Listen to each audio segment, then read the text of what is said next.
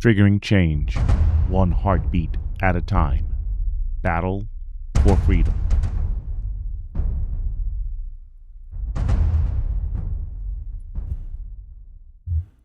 Welcome, everyone. I'm your host, Watson Prunier from Battle for Freedom on Mojo Fiverr Radio. So it's Wednesday, and it is great to see you. Sorry I missed you on Monday, but I was having a wonderful time with my kids and celebrating the birthday with one of them. But today, you've been with me for several years now, almost a decade. And, one of the things I've always tried to figure out a way is how do we get to make a change in society? Given the fact that we see all these changes that are happening and we want to see some semblance of common sense and everything like happening.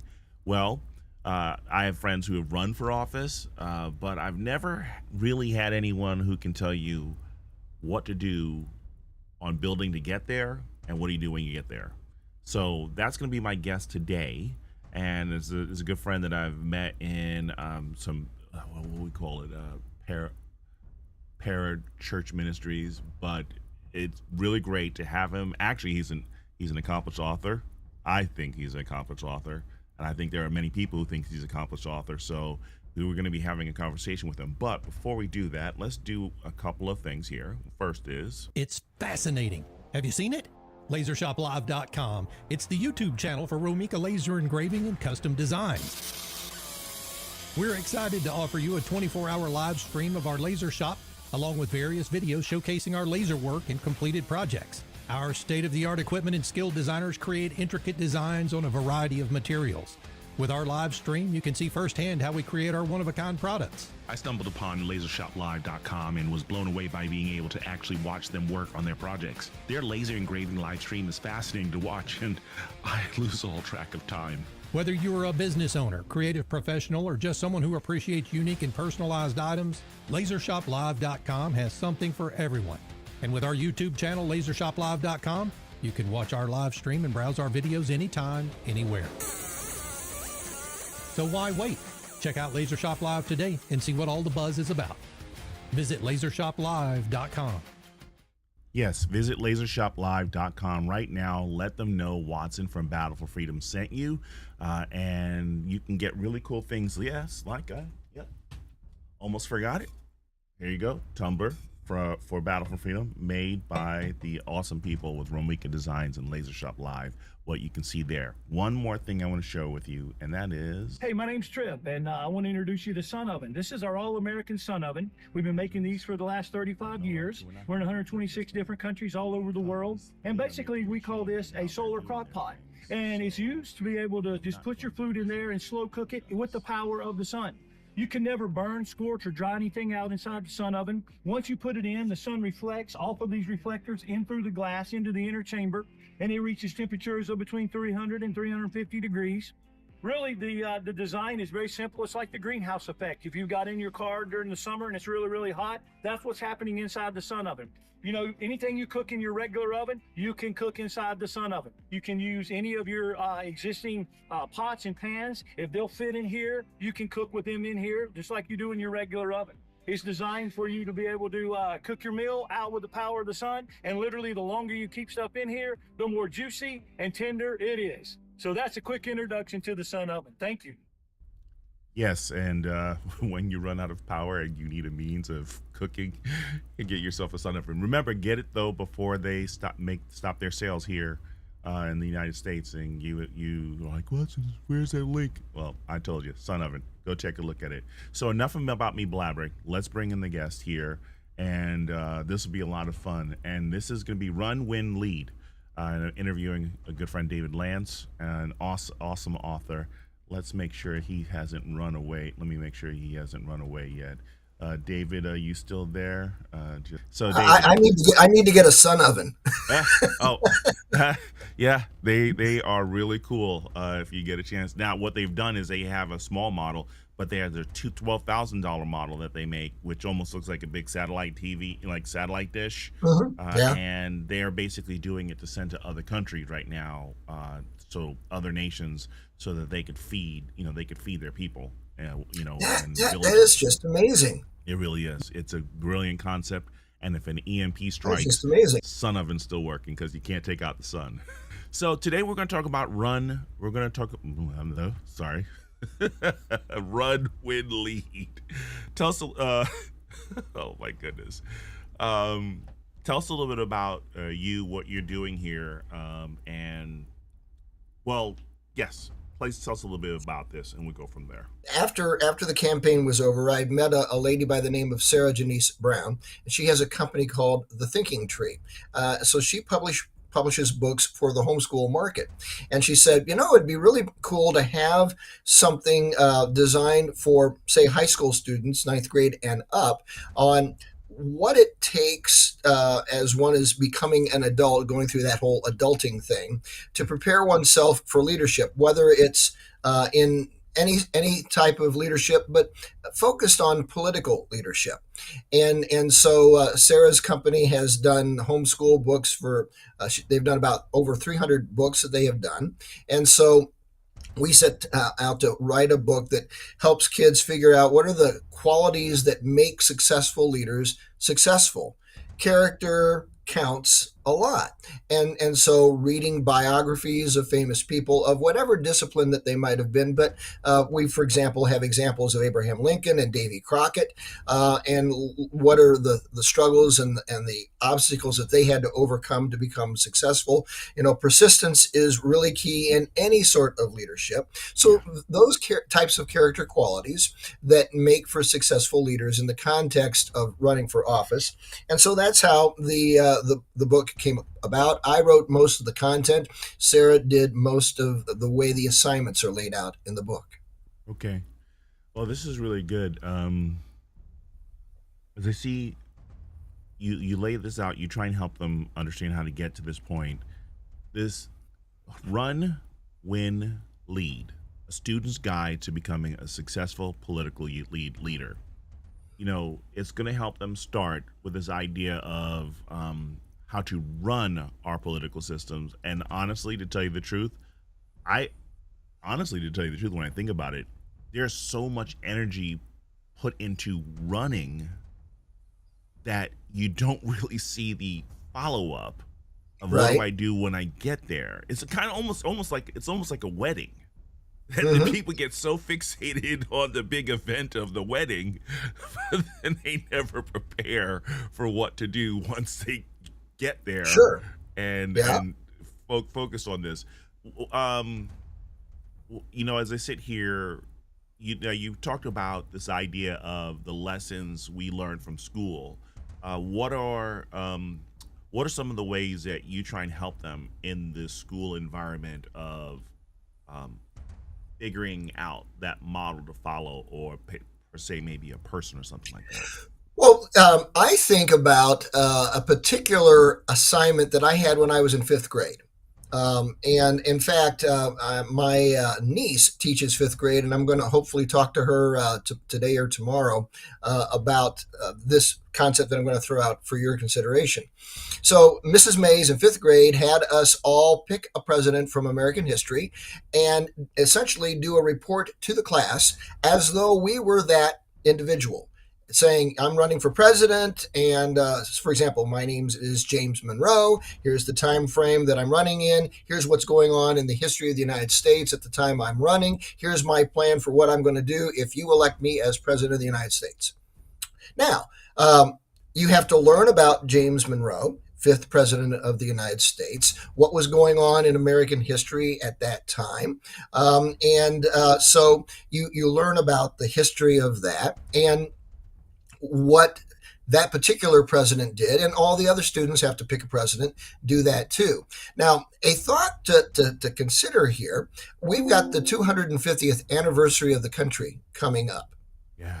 So what if, let's say that you're, I don't know, a sophomore in high school, and the teacher, let's say, Watson, you're the teacher, and you want your students to basically decide in the class which two American presidents from the 1800s. Let's keep it to the 1800s. Nobody remembers who those people are or what was going on in history. So let's figure that out and have the students vote on the two former presidents from the 1800s, if we could elect them today, who might they be? Let's say, for example, that you want James Polk, and let's say that I want, I don't know, Grover Cleveland. All right. And so we come down to those two. There were other ones that didn't make the cut. Those were the top two. Now we divide the class into two groups. Your group is going to go for James Polk, and I'm going to go for Grover Cleveland. Let's put a campaign together to convince the students of our entire school to elect either James Polk or Grover Cleveland as president of the United States today if he were still alive. Now think about what has to happen. Everybody in the class has to learn about either James Polk or Grover Cleveland, what was going on in the history of America at that time, and then they have to go out and they have to campaign. And so in the book, Run, Win, Lead, we have 12 different types of volunteer jobs that people need to do in a political campaign. And so now using the book, you can talk about what do we need to do to get our campaign going forward to elect either Grover Cleveland or James Polk. Now, in the book, we also say, let's apply this to the real world. You don't have to volunteer for a politician. You can volunteer for a food pantry, or you can volunteer for some sort of church function, or whatever it might be. But do that and keep a journal so that you learn about being a volunteer, taking instructions from an adult who's going to say, here's what we need to do. And so learning about these various volunteer tasks that people have to do, whether it's a political campaign or just helping with a not-for-profit in your local community. But I really like this fifth grade example from my history, and embellishing that as we get ready to celebrate the 250th anniversary of the country in 2026. Yeah. Oh, I forgot that. Yeah. I knew we were close.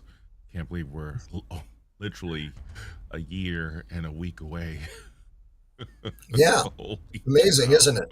Yeah, it really is. Holy moly guacamole. Or year and almost 2 weeks, less than 2 weeks away. That's fascinating. Oh my goodness. I just got to thinking about this, and that's why I want to talk to my niece. Her name is Kylie, and in fact, I meant to call her earlier in the week, and I forgot to do that. So I got busy on other stuff. I need to call her, but I pitched the idea over the weekend, and I said, think about this. I want to pick your brain because you're the actual fifth grade teacher in the classrooms. What are the standards right now in the state of Indiana? And one of the neat things about the thinking tree that Sarah Janice Brown has, they've set up their curriculum that it can be used for even public school, not just homeschool, but public school in about 10 different states.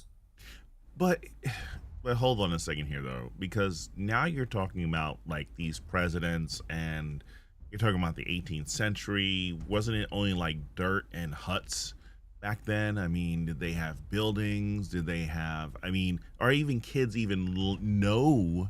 I mean, because it seems to me, I feel like sometimes the schools are biased that the only presidents we know of are Washington, Lincoln, Kennedy, and maybe I don't think they even know who Kennedy is anymore. That's true. They probably don't. Well, probably the only reason why they'll hear it now is because of the Kennedy files. But outside of that, I mean, you're mentioned. Well, that's the whole point. They don't know about it. Now, do you know who Fess Parker was? That name does not ring a bell. He played the character Davy Crockett. Back in the 60s, there was a TV show about Davy Crockett. Yes. Fess Parker was the actor who played Davy Crockett. I grew up. My name's David. Do you think I would pay attention to some historical figure with the name of Davy? I absolutely wanted to be Davy Crockett. Okay, but nobody watches. You can find the TV version of that on YouTube. You could look up Davy Crockett, and I won't try to sing the song for you, but it's a cool song. But here's the thing. I teach dual credit college courses in a high school setting. I won't mention either the college that I teach for or the school that I'm in, but I teach American government and Intro to American Government, and I teach Introduction to Economics. So I get to, in American history, the Alamo, and I ask my students, Do you know who Davy Crockett is? Nobody knows who he is. Nobody knows anything about the Alamo. Yeah. And so let's come forward to what's going on in America today. Over in Los Angeles, you've got illegal aliens running around waving the Mexican flag. Well, what does that have to do with anything? Well, guess what? It was Texas fighting for freedom, Yep. battle for freedom, in the early 1800s. Yeah. And so the history of how Texas went from being owned by Mexico to being owned by the United States is relevant to history today. Yes. And Yes. my assignment that I just gave you as an example of learning about Davy Crockett helps you understand the context of what's going on in the streets of Los Angeles in 2025.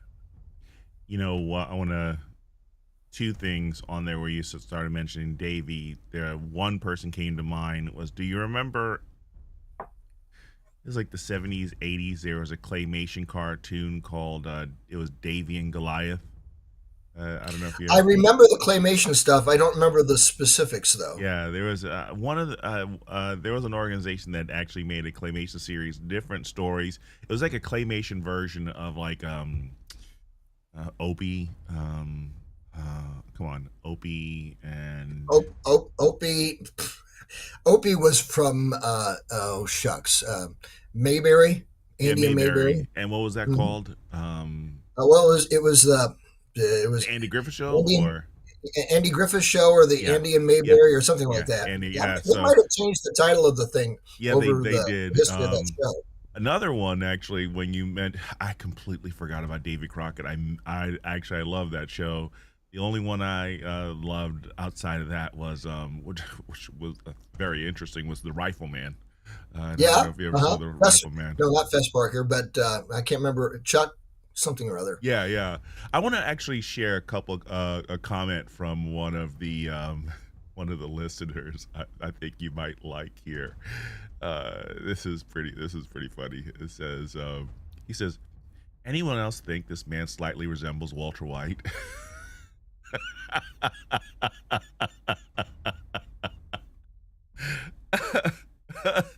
Now, you and I are both 50% of interracial marriages, okay? Yeah.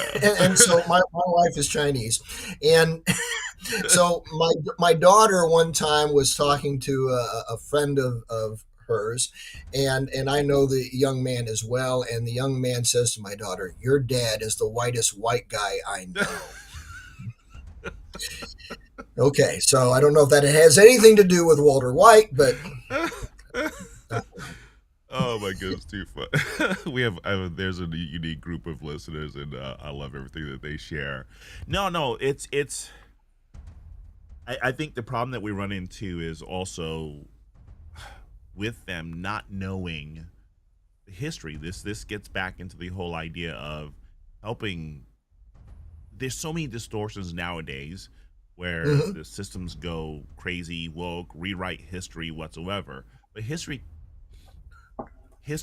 remains true and pure if we stay where it was, rather than try and make it fit agendas and just allow people to just work with the regular information that's given there, instead of just spinning everything just seems like it's in spin cycle rather than people learning and everything like that. This was go ahead. I think one of the main problems with the way social studies in general has been taught, history in particular, is it is a series of names, places, and dates without any connective tissue that looks at the story behind all of this. I remember I went to Butler University for my undergraduate, and I walked into an American history class with a guy by the name of George Geib as the professor, and he made the story of history come alive. He would pretend he was Benjamin Franklin, and he would put his glasses down like this, and he would start talking to us as though he was Benjamin Franklin in the time period, of the late 1700s and things of that nature. And then he would switch out to be somebody else, and so he would have these historical characters talking to each other about events in history to bring the subject alive. And I thought, wow, this is great. How come Nobody else in high school ever did anything like that. And the answer probably is because usually, at least when I was in high school, the social studies teacher was the wrestling coach or the football coach or somebody like that, and they needed to, in my opinion, they needed to give the football coach or the wrestling coach a teaching gig, and that's what they gave him. And so we have not spent any time talking about the vibrancy of history and how it applies to what we're doing today. Let me switch gears here a little bit. I have my students, the dual credit that I mentioned, I have them do a video project where they have to take a topic and they have to get in a team and they have to create a video presentation of whatever the topic is. So in my economics class, I had them the Green New Deal versus Stargate. Now, you're an IT guy. What is Stargate? Tell your audience what Stargate is. Stargate Not the movie, not the TV show. Ah. Well, You know, aren't there systems, monuments, if I'm correct, there are different monuments around the world that look like Stargates. No, this is something completely different. No. President Trump, at the beginning of his Oh, administration, that. launched Operation Stargate, which Yeah. was basically to use AI. Okay. Now, the reason why I had it juxtaposed against the Green New Deal is because Stargate is for AI, as you know, is very energy intensive, and so the Green New Deal wants to get rid of fossil fuels, and Trump wants to embrace all types of fuels, including coal, natural gas, nuclear, etc. Now, so we're going to have a debate in my in my economics class about which path do we choose. Now, let me take you back to the year 1791. The Constitution was ratified in 1789. Alexander Hamilton is Washington's head of the Treasury, and he creates a report to the United States Congress on the topic of manufacturing. We are at the dawn, in 1791, we are at the dawn of the Industrial Revolution. In fact, it is illegal. Britain has passed a law that makes it illegal for anybody that knows anything about steam engines and creating textile mills to immigrate to America. It's illegal.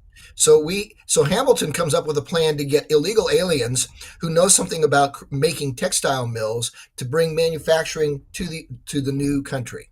All right. Now, believe it or not, Thomas Jefferson was a political rival of Alexander Hamilton. Thomas Jefferson wanted to promote agriculture based on the slave market. And so, just like today, we have a fight going on between the Green New Deal and Stargate. In 1791, it was agriculture's versus the brand new concept of manufacturing. AI is the brand new concept today. Manufacturing was the brand new concept in 1791. Now, I just gave you a brief history lesson, but I want you to see that the fight over politics and economics, whether it is the Green New Deal and AI today, or manufacturing versus agriculture in 1791, the basic political fight and economic interests that are involved is the same subject. Human nature does not change. Correct. And so now we've applied history and what was going on in our government at that time and in the formation of political parties and things of that nature to what's going on here. So would you hire me for your American government and econ teacher? Oh, most definitely. So here's what we're going to do. In about 60 seconds, we're going to a break. We're going to go do a 2-minute break. And what I'm going to do is, like, folks, if your brain hasn't exploded yet with all the awesome information, I'm going to talk a whole lot less when we come back from the break so you can hear more from David, because we're going to get into things about what or should our political leaders do once they're in office. And I think you're going to love the content. Dave, can you hold on a few seconds and Sure. talk to you at the break? Okay, awesome. And if you need to do Absolutely. if you need to do a potty break, here you've got 2 minutes, and I'll talk to folks. I'm going to run and refresh my coffee. Copy that. Talk to you soon.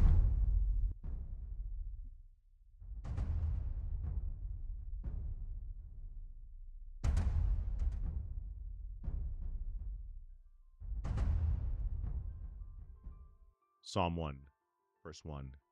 How blessed are those who reject the advice of the wicked, don't stand on the way of sinners, or sit where the scoffers sit. I love this because it's basically saying that the person does not want to associate with wickedness in any way, from hearing, standing near, associating, nor being comfortable enough to rest in his presence. Verse 2 says, their delight is in Adonai's Torah. On his Torah they meditate day and night. In other words, they love the teachings of God, and this is what they think about day and night. They are like trees planted by his streams. They bear their fruit in season.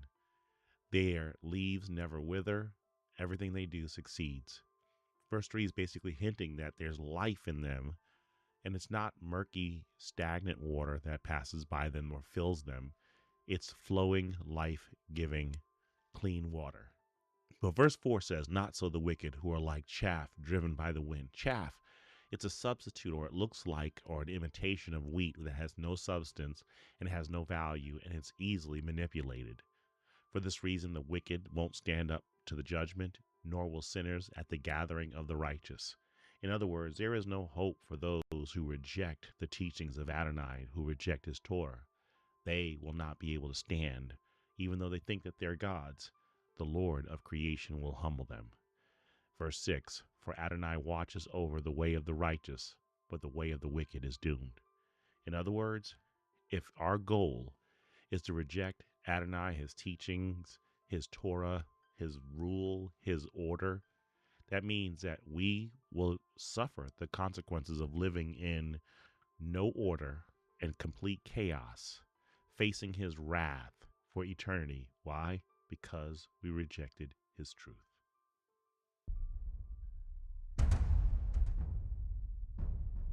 Triggering change, one heartbeat at a time. Battle for freedom.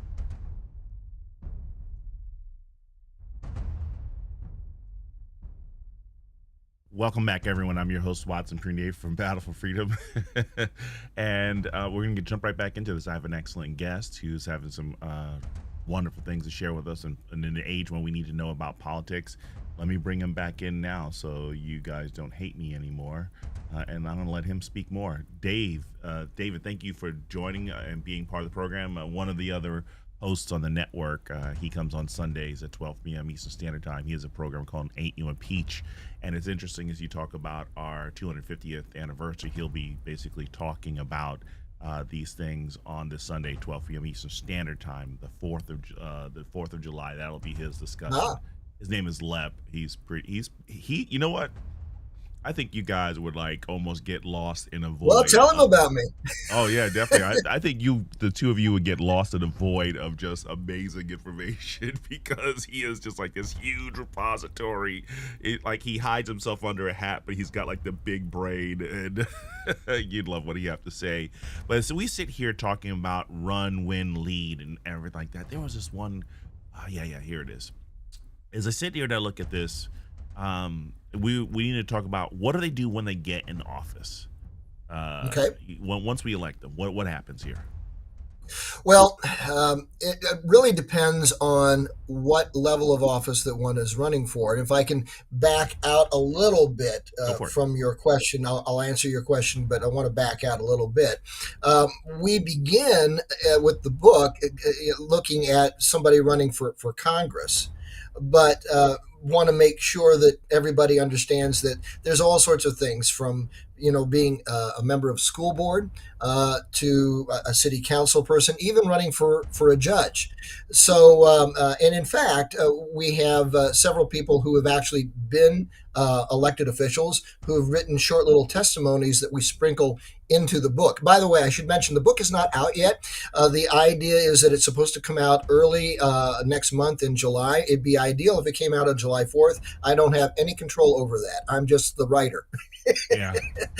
Sarah's taking care of all the other stuff that I don't have to worry about. But so I'll be sure to let you know when I know that it is available for purchase. It will be available on Amazon.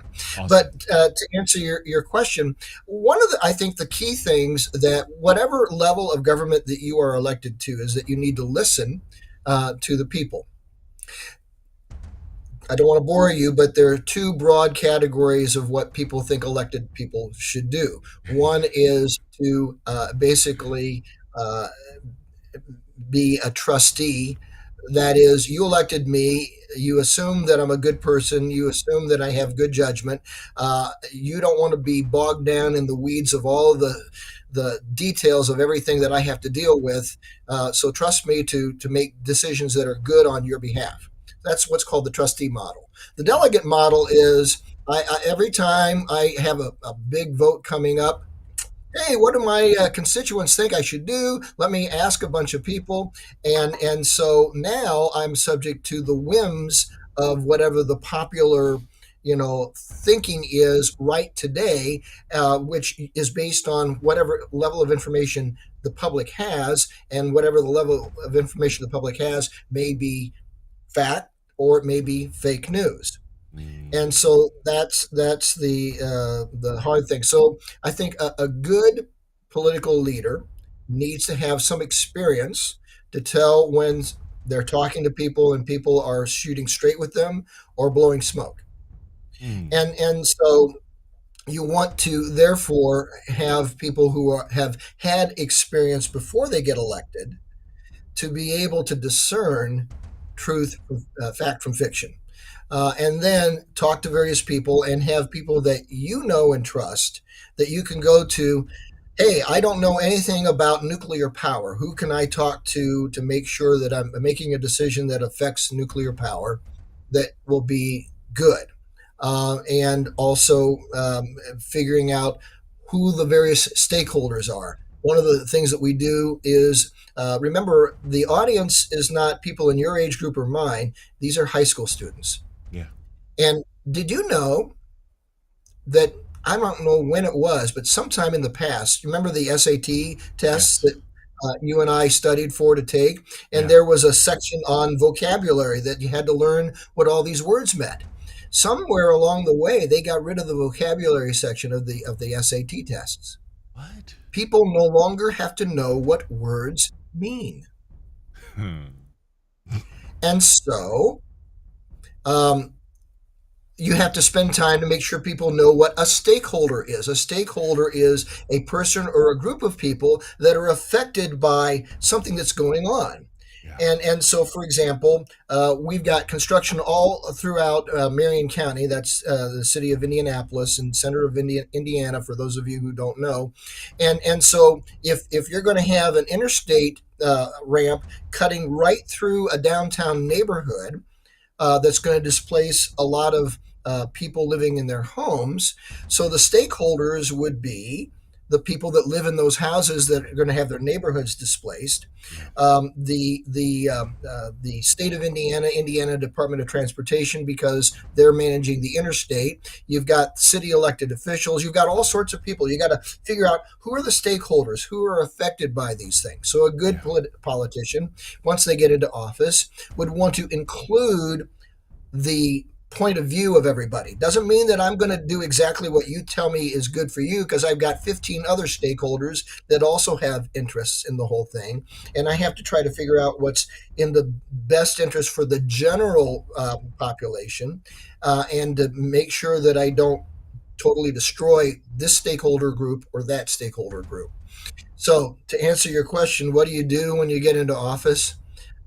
You have to be a wise person. My life verse is Proverbs 15:2. The wise man makes knowledge acceptable.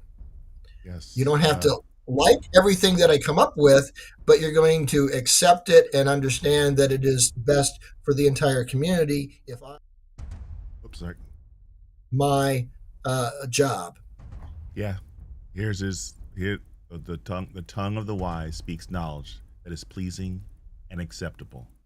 Now, in everything that you've been hearing him say so far, this is, what's really interesting though, when you start getting into the stakeholders, and there's a lot of different personalities and everything like that you need to deal with, kind of like all the different personalities we have on Capitol Hill. And then as you're going through all the stakeholders and everything like that, there are going to be some issues that are key to some people and key to some other individuals, and some people are going to be willing to die on a hill So you have Yeah. a term in leadership model called saying going to the other side of the hill. How Yes. does that line up against Capitol Hill, dying on hills, or the Hill Street Blues? Sorry. Okay, so here's another thing, a blast from the past in terms of TV land. You remember watching Gilligan's Island? Oh my goodness. Yes. Okay, Um, now, the same people that created Gilligan's Island created a TV show, didn't last very long, called It's About Time. It was about these two astronauts who were in a spaceship, and somehow it had a Charlton Heston moment from Planet of the Apes and went into history a million BC. Okay? And so they land in caveman times, and there are these cave people who are trying to figure out where these two astronauts came from. And the astronauts say, "We came from the tribe on the other side of the hill." Now, the astronauts, they're working with coconuts and all that other stuff in 1 million BC. They want to get back to their time. And so they're trying to explain to the cavemen. It was a comedy based on, stuff in Gilligan's Island. So think of Gilligan's Island 1 million BC. All right. But the cave people want to go with them to the other side of the hill. oh. And so, so the astronauts are saying, we need your help so we can build a vehicle to go to the other side of the hill. So I took that metaphor in my leadership model. So going to the other side of the hill is I have a vision of what the other side of the hill looks like. Yeah. And I think it's a great place. And here's all the great things that if we do all of this stuff and do it right, we will get to the other side of the hill. Moses says to the Israelites, God is taking us to the promised land. It's the other side of the hill. Yeah. And if we do what God commands, and et cetera, then we will get to the other side of the hill in peace and live in a land flowing with milk and honey. Sounds Yeah. good, especially since everything else around us is desert. So Moses, let's go. All right. Yeah. So, Yeah. so the first step is having a visionary leader who can say, here's what the other side of the hill looks like, and here's where I want to take the group. The next thing is everybody is important. We all need to pitch in together so that we get to the other side of the hill. Well, what's politics? I think politics is about getting lots of people to do little small jobs that collectively gets us to accomplish something that is good for our community. And so you probably want to say, well, what can I do? And I, the leader, would say, here's what you can do. You have a skill in, I don't know, woodworking. So you can help build the frame of the boat that we need to climb aboard to get to the other side of the hill. And so everybody, I'm going to explain, here's how what you're doing contributes to the big picture. Okay. And then people come along. The third step is, well, how do I do this? Well, if I experience in doing lots of different things, you ever watch Star Trek, the original series, Captain Kirk? Yep. Yep. Okay. Anytime anybody gets sick, gets hurt, whatever, Captain Kirk can jump in. He can do the engineering, even though Scotty's better at it. He can do the science stuff, even though Spock is better at it. Kirk knows how to do everything. All right. Yes. And so Every you, captain. the leader, you have to have come up through the ranks so that you've learned by doing all these things because you started a long time ago and you read my book, Run, Win, Lead, A Student's Guide to Becoming a Political Leader. And you've learned that you need to basically walk before you can run. So I now, and one of the assignments is pretend that you're going to run the campaign for a guy running for Congress and you need to build a campaign team. What types of people are you going to hire to do these various jobs? And you need to know what those jobs entail so that you know the kind of person that you need to hire to do them full time. Anyway, so that's the third step. And the fourth step is to build a vehicle that we can all climb aboard to go to the other side of the hill. Now, in politics, we call that a political campaign. We have an organization, we figure out the geography that we're running in, whether it's the school board here in the local area or president of the United States. Whatever the geography is, we have to think in terms of what kind of a vehicle we need to create in order to get us to the other side of the hill. Now, whether it's politics or running a business or ministry in a church, we all need to apply that model. Yeah. So there you go. It's about time. TV show back in the 60s based off of the ideas of Gilligan's Island is applied to leadership today. Yeah. Um, you know, one of the key things in that, as I think about them having the conversation with the cavemen, is that they had to figure out a way to communicate. And basically, Ronald Reagan was known as the great communicator. You have Uh-huh. a chapter about communicating. Do you tell them people how to give speeches that aren't just for political show, but a way to communicate to the people the right way? Yes. Now, have you ever heard of an organization called Toastmasters International? Oh my goodness, I think so, but you're asking me to go into cobwebs here. So, Toastmasters International is an international organization. It is designed to help people to get over the number one fear that people say they have, which is public speaking. And so their motto says we're going to teach you how to become a better listener, a better thinker, and a better speaker. And we build leaders. I was in Toastmasters for 15 years, won a number of trophies for speech contests and things of that nature. And so one of the chapters deals with learning to be a communicator, not just in terms of giving speeches, but in writing out your ideas and how do you communicate those. Now, in Toastmasters, if you were to join that, and I'm sure that some of your listeners to this program probably have either been in Toastmasters or even now are in Toastmasters, but there are various levels that you can progress through, and you have to give various types of speeches. So to start out, you're going to give your very first speech is called the icebreaker. That's where you tell the club that you just joined a little bit about yourself. Well, if you're going to run for office, you've got to get used to telling different audiences who you are and introducing yourself in a way that is not overly boring Yeah. and doesn't sound prideful and things of that nature. Now Yeah. that's a tricky thing all in its own. So the first thing that I have there in terms of communication on speeches is learning to give that introductory speech about yourself. Who the heck am I? Yeah. Another speech that you have to give in Toastmasters is the persuasive, excuse me, to speak to inform. Pick a topic, any topic that you're interested in, and you're not trying to get them to pick a thing of what to do. You just want to say, here's what you need to know about, okay? And I'm going to inform you about whatever it is. Speak to inform. The third is the persuasive speech. So if you master those three types of speeches in what's called a stump speech for a politician who has to give the same speech over and over again to different audiences, you work through that. But you also have to ask yourself, when I'm giving a speech, who's my audience? Yeah. What is the goal that I have when I speak to this audience? If I am speaking on a topic, am I, in their eyes, a credible speaker? Maybe my opponent is more credible than I am. Well, I need to acknowledge that and find a way to say, I know that my opponent has spent 20 years doing X. I've not been in that industry.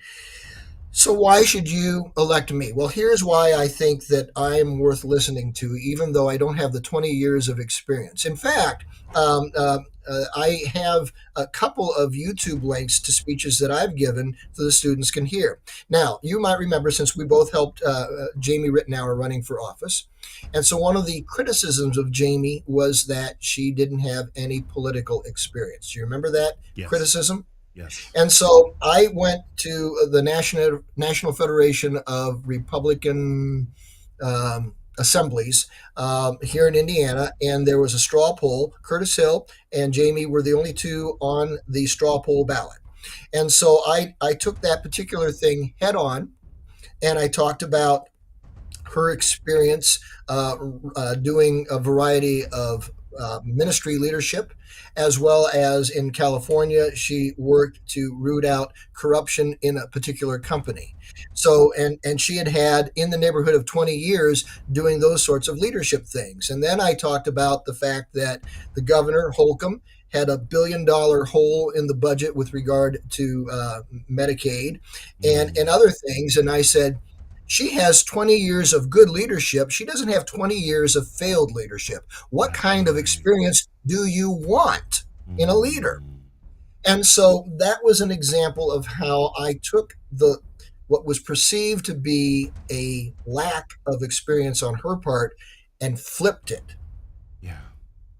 Now, so when you're communicating, you have to understand what are the objections. What do people find that is lacking on my part, and Yeah. find a way to turn a weakness into a strength. Yeah. That's good. That's good. There's a I want to I want to skip one of these because I want to go with this where we are today. We're familiar with Ronald Reagan's quote about how America is just one generation away from losing its freedom. What hope do you want to give to people? Are you aiming to give to people who are reading when the book comes out?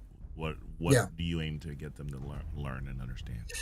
Well, let's think for just a minute about who the audience is that's going to buy the book. It's not going to be a 15-year-old sophomore in high school. It's going to be the kid's parents That's right. or the kid's grandparents. Yeah.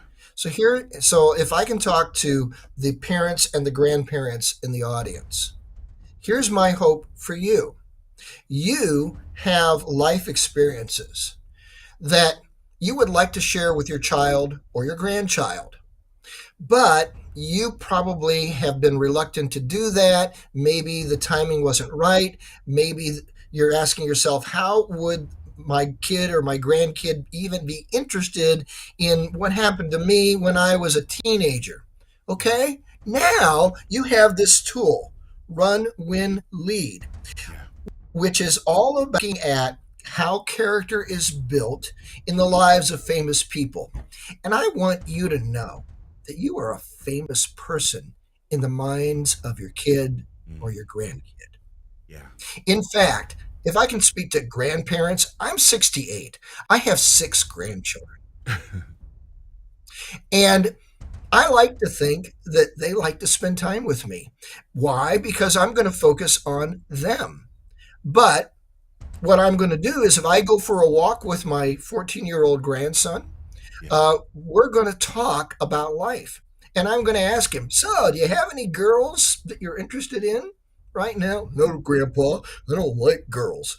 Okay, sorry. But can I tell you a story that you might find interesting?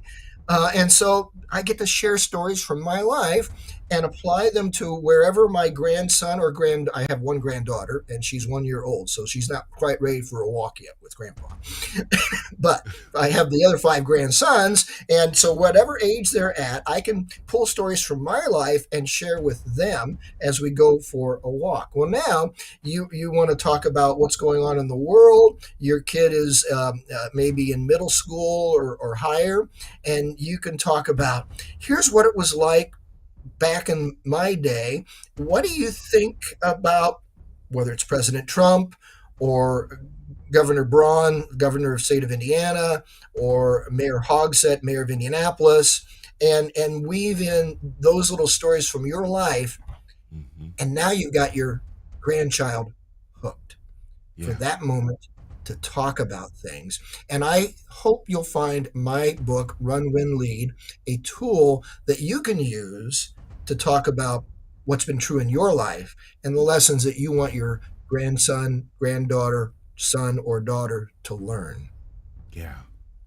No, I'm appreciative of this because of the fact again I've wanted to do something like this, but I just life has just driven me in a different way, and I guess with you, you have the time, and you actually have a great group of individuals to kind of reach the young minds Hmm. who are moldable, so that hopefully they can be willing to learn and apply the principles that you're sharing, and then as they get into to serve in whatever capacity that they're serving, they've got good structure, good bones as they're Yeah.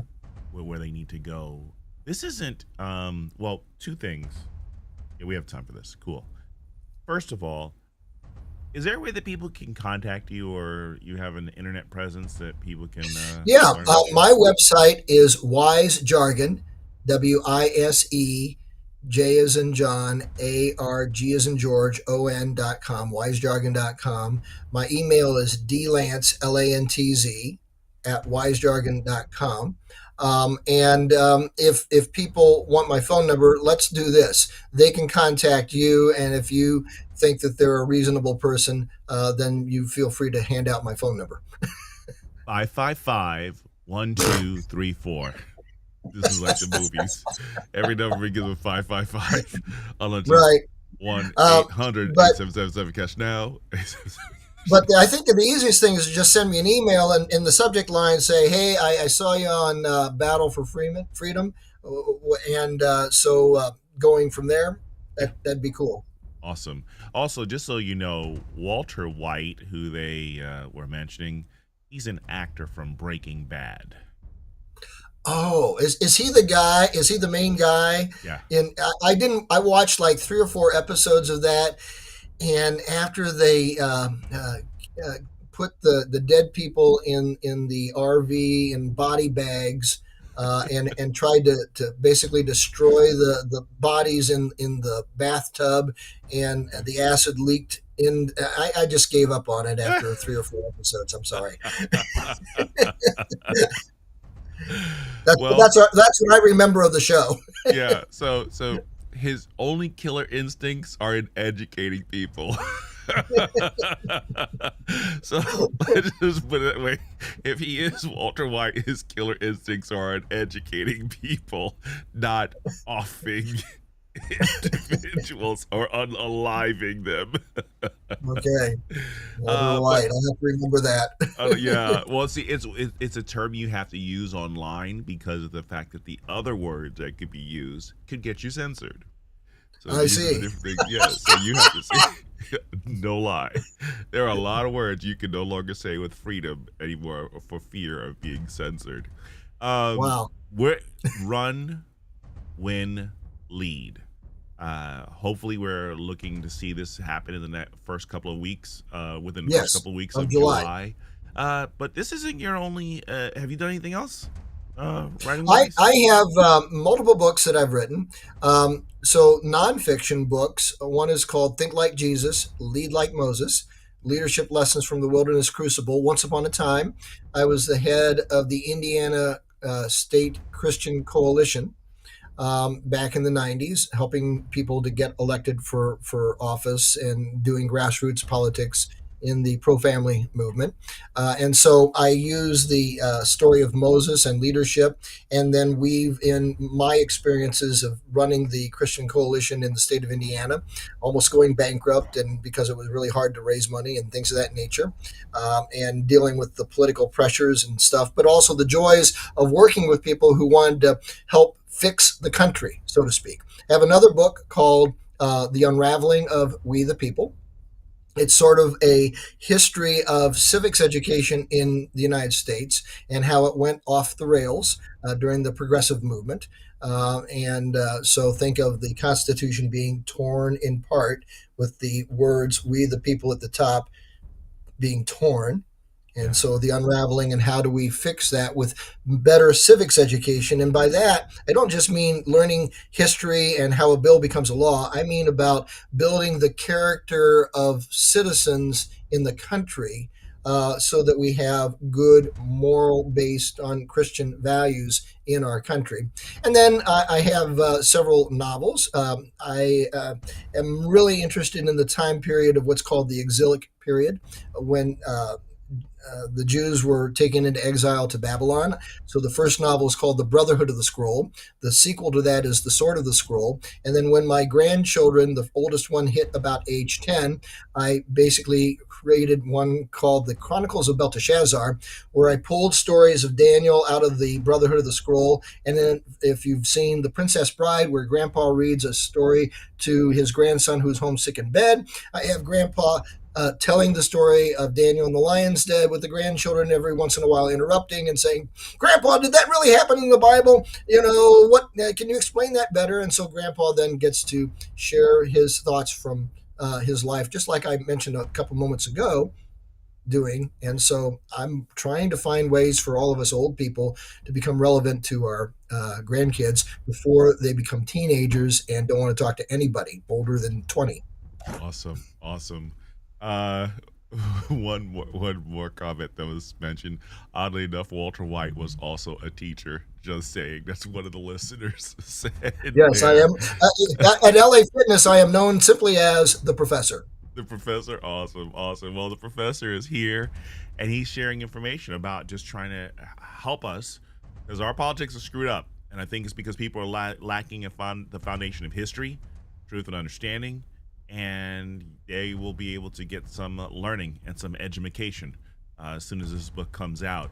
Everyone, wisejargon.com. This is how you'll be able to catch information from David, learn a little bit more, follow him, and make sure keep him accountable so he's not stuffing people in cars with acid and all those other different things. make sure he's not doing that. What we'll do is this Friday we'll get into the Genesis 49, and we'll go from there. Everyone, have an awesome day. Thanks, David. And Thank you. Be blessed. Take care, and see you.